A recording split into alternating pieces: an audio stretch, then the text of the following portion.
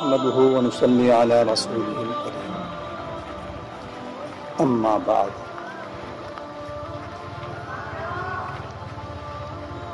أعوذ بالله من الشيطان بسم الله الرحمن الرحيم كل نفس ذائقة الموت صدق الله العظيم. ہم نے توقیر جہاں فانی دیکھی، ہم نے توقیر جہاں فانی دیکھی، ہر چیز یہاں کی آنی جانی دیکھی، ہر چیز یہاں کی آنی جانی دیکھی. جو آ کے نہ جائے، جو آ کے نہ جائے وہ بڑھاپا دیکھا، اور جو جا کے نہ آئے وہ جوانی دیکھی.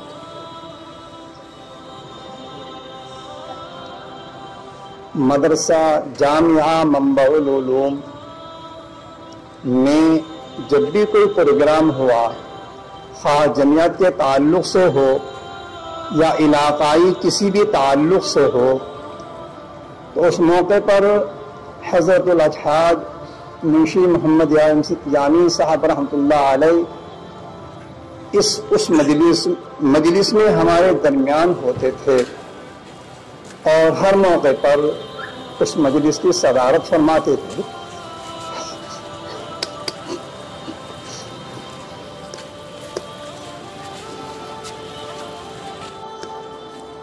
آج وہ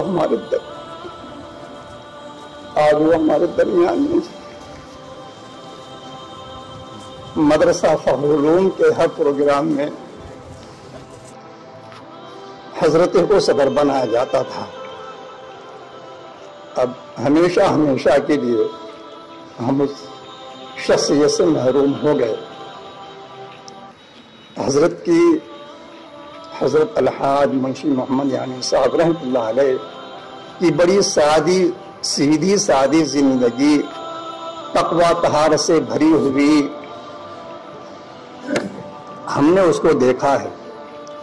آپ کی زندگی درویشانہ زندگی، بہت سادہ معمولی سا کھانا، بہت سادہ سا لباس، اسی پہ قناعت، بہت مختصر سی تجارت،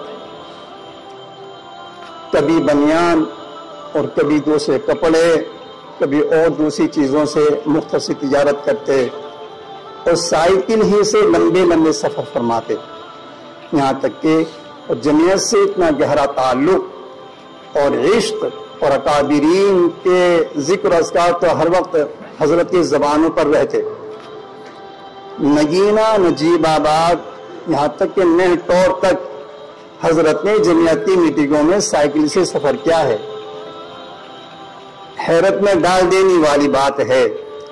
آج کل بائکوں سے جانا مشکل معلوم ہوتا ہے، لیکن حضرت کے جوانی اور بڑھاپا دیکھیے کہ جمعیت کے لمبے لمبے سفر سائیکل سے کیا کرتے تھے، اور مختصر سی تجارت، معمولی سا نفع.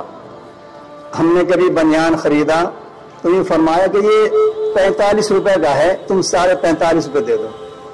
یعنی 50 پیسے اور 1 روپے کے نفع سے سامان دے دیا کرتے تھے بارہا.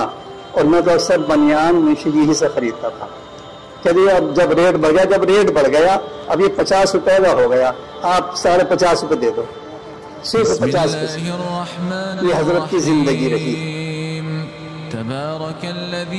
حضرت کا ذکر مدرسہ فخر العلوم سے جڑے بغیر آپ کی تاریخ مکمل نہیں ہو سکتی، اس لیے کہ جیسا تعلق آپ کو منبع العلوم سے رہا وہ بھی بعد میں، اصل تو فخر العلوم ہی سے رہا ہے.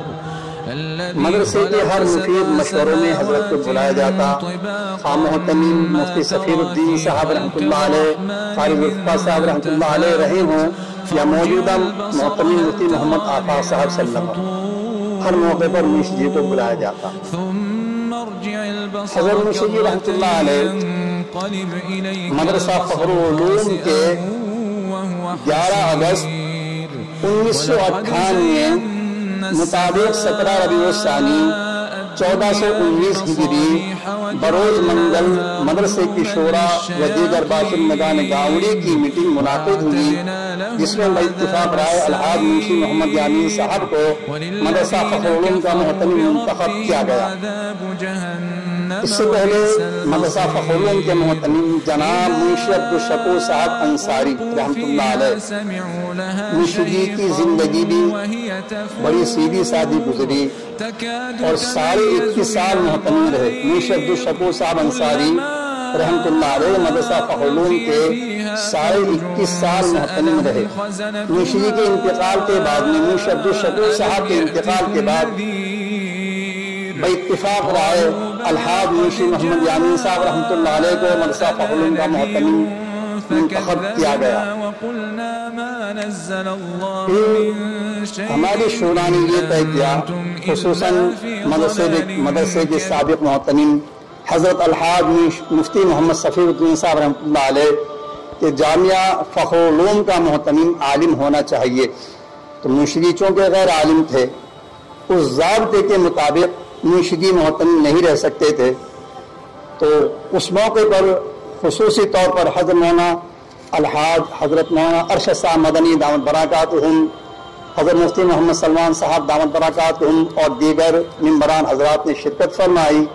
مسجد حمزہ مدرسہ فخر العلوم میں میٹنگ ہوئی، اس وقت میں مفتی محمد صفیر الدین صاحب کو محتمم بنایا گیا۔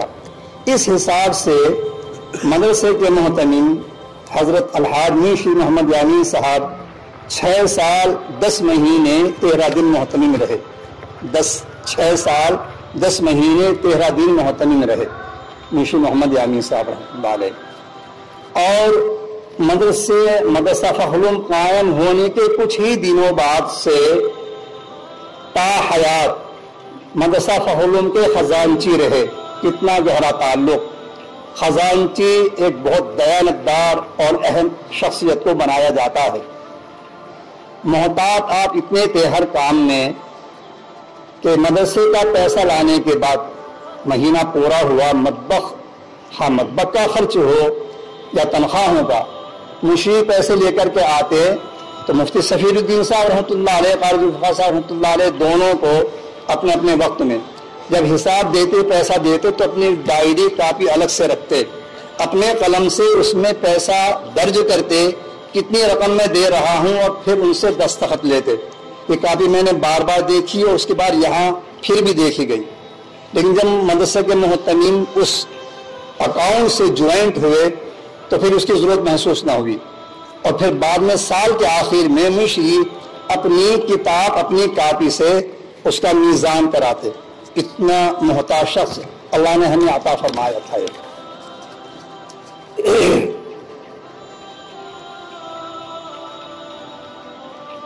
قرآن پاک سے تعلق کا حال یہ تھا جبکہ آپ غیر عالم اور غیر حافظ، لیکن مدرسے میں جاتے یا کہیں اور جلسوں پروگرام میں جاتے اور وہاں کبھی اتفاق سے ساتھ ہو جاتے تو اشارہ کرتے رہتے کہ دیکھو یہ بچے یہ غلط پڑھ رہے ہیں، یہ غلط پڑھ رہے ہیں۔ یہ منشی جی کا حال تھا۔ قرآن پاک کے قواعد تجوید سے بہت واقف تھے اور تجوید ہی کے مطابق حضرت منشی جی قرآن پاک پڑھتے، کیونکہ آپ نے حضرت مولانا شاہ عبدالعزیز صاحب رحمۃ اللہ علیہ سے تجوید کی کتابیں پڑھی ہیں۔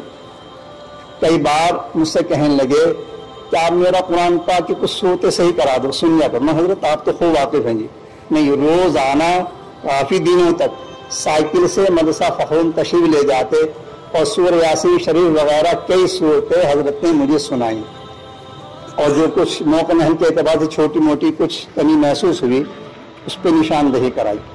تو حضرت نے بڑھاپے میں قرآن پاک سے تعلق اور عشق، جن حضرات نے رات اور دن حالات دیکھیں، جو ہمارے عزیزم مولانا نوشاد صاحب نے اپنی آج بیتی سنائی، 3 سال رہے، اور جیسے ہمارے مدرسے محترم مفتی آفاق صاحب نے بھی کچھ ذکر کر رہے تھے کل یا پرسوں کہ میں نے بھی کچھ حالات دیکھے، وہ اپنے حالات کو بیان کریں گے کیسے حالات دیکھے۔ پر ہم نے منشی کے حالات دیکھے ہیں تو ہر مجلس یہاں جامعہ منبول العلوم کی ہو یا فخر العلوم کی ہو تو حضرت ہی کی صدارت میں اکثر ہوا کرتی تھی۔ آج ہم اس صدر سے، اپنے صدر مجلس سے آج ہم محروم ہو گئے ہیں۔ ہم دعا کرتے ہیں حضرت کے لیے کہ اللہ تعالیٰ بار بار کروٹ اور چین نصیب فرمائے، مغفرت کے فیصلے فرمائے۔ اللہ تعالیٰ حضرت منشی کے رحمۃ اللہ علیہ کے درجات کو بلند فرمائے، غریق رحمت فرمائے، پسماندگان کو صبر جمیل کی توفیق عطا فرمائے۔ وآخر دعوانا الحمد للہ۔